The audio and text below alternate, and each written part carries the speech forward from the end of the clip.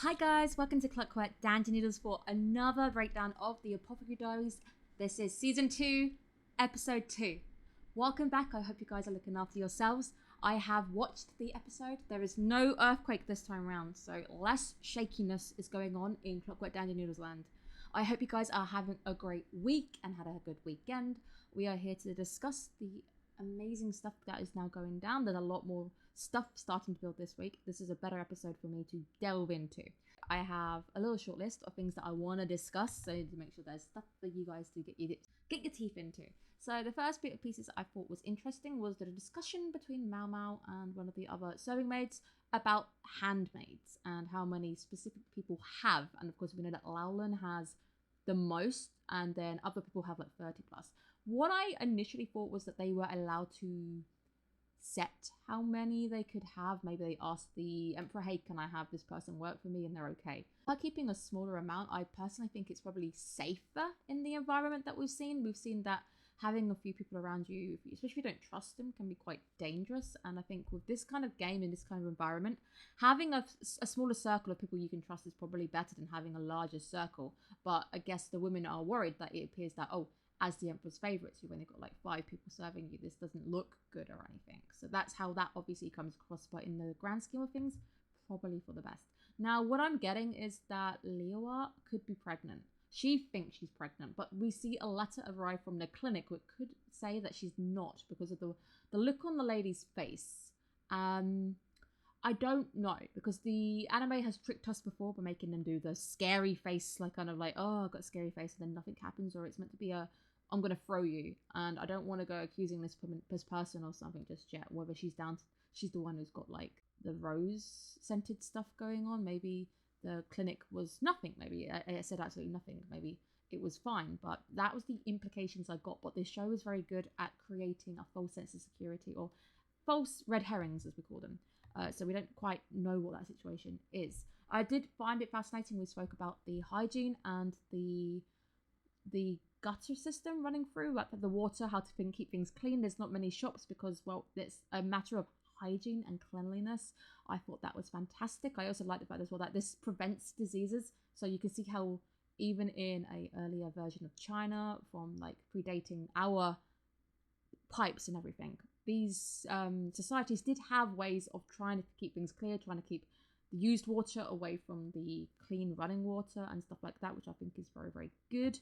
Well, that was fascinating. And now the bit with the robes and people buying things and the caravan thing is very exciting. But then now I was like, oh, you should be wearing this kind of stuff. Is there no other designs? And well, that was fascinating because she's starting to think that somebody knows that she's pregnant and she's trying to hide it or something. So maybe somebody's aware of a few things going around, but that would mean that one of the people close to her has said something, which, or maybe it's a guess. So it would imply that people know what's going on, or there's somebody perhaps behind the scenes trying to cause issues, but too early to say just yet. But those are the groundwork we're starting to put down.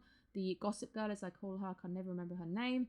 That was a cute moment, having her around, getting some of the ties, that she could put some hair ties in there. And I love the fact that they do have a quite a sisterly bond, which is quite nice. I just hope that nothing bad's going to happen of that, because this show does have a habit of sometimes honing in on relationships and then suddenly something might happen. I just want to keep an eye on that one, but love it. And talking about the cat and everything, the moon cakes is quite nice because we are actually coming up to Chinese New Year, so this feels really appropriate. I don't like mooncake. They mainly have eggs and stuff inside them. Not really a fan, but mooncakes are a big thing. I bought some for a friend last year in London. Big thing. I'm not a fan on them, but it's great to see them in the show because, again, it's China. It's China-like, as we keep saying. It's a China-like situation. It's based off of, but is not. It's fantasy, but it's based on more like a Chinese kind of situation. Now, Mamo and the Spiders is a different reaction to what you would have got from me. I would have been like, good. I'm not going to that place ever again. Burn it, nuke it, kind of thing. I am terrified of them. Yeah, I live in Japan and we have huntsmen. I haven't seen one yet. Touch wood, please. Never let me see one ever. I think I might have seen one, maybe. So maybe. When I first arrived and I went to Nagasaki, and I think I saw something bouncing down the stairs. It was huge and I freaked and clanged to the nearest person, being quite embarrassing at the time. It might have been. I didn't get a big enough look, but it was the biggest spider I've ever seen in my life, nearly. So maybe I saw a small version. I've definitely seen them dead on the tarmac. where cars have run over them, and I'm thankful that cars run over them. You're doing God's work. But in Japan and I guess in Chinese influenced societies, animes that are based off of spiders are considered good luck, so I can see it. Now, Mama going around sniffing everybody and now getting the hint that there's rose everywhere. We did get the little brief hint that there's somebody behind the scenes buying it intentionally. So someone intentionally is trying to prevent people getting pregnant, trying to cause abortions, trying to cause people to miscarry. Interesting. This is going to be the groundwork for the mystery this season, and of course Mau Mau being on it ASAP. I have this idea this could be happening. I don't have enough grounds. Obviously, everybody does listen to her, and I'm thankful that she does kind of take action and goes, okay, well, up until this point, your hunches have been correct, so we're going to go on it just in case your hunch is correct. I did like that. The bit with the jasmine tea and her trying to put Jinxie off and go, oh, for infertility kind of thing. That was a cute little scene, but again, I was sad to see that Jinxie just kind of leaves and you're like, oh, we haven't really seen him much this season yet, but it's only two episodes in. I'm sure we'll get more action at some point, but it's a nice little interaction between the two, talking about this tea, how I'm not pregnant, so it's actually okay. I can have this tea, and sometimes poison in a small dose is actually okay, so that was quite nice. The last bit I want to talk about is, of course, the end bit with Jinxie and Barson, I think his name is.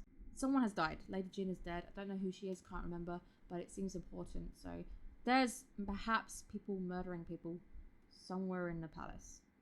But that is mainly all the bits and pieces I wanted to talk about. Again, the colours look great. The sounds of everything looks really nice.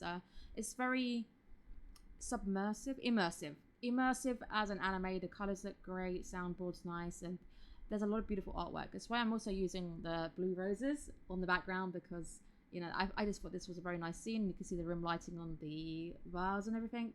The anime is just very, very good at making itself look rich. The anime just looks gorgeous. So those are the things I wanted to talk about. Hopefully you guys are doing well. Yeah. So thanks again for tuning in, and I cannot wait to see the next one with you guys. These videos, of course, going out on the Sunday nights works better for me now anyway. So it gives me a chance to just watch the anime and put some thoughts together. Sport means so much to me. I'm glad that I have some of you guys back, and honestly, can't wait. I really do love this show. This show means a lot to me, so I will report back. I also went to the pop-up store of this show in Fukuoka, Hakata, and I have the book. I got some merch, and the book hasn't even been released in the West yet, so I have it. So very happy to be in the home of anime, and I can now catch these things early and get merch and stuff. So thank you. Bye guys.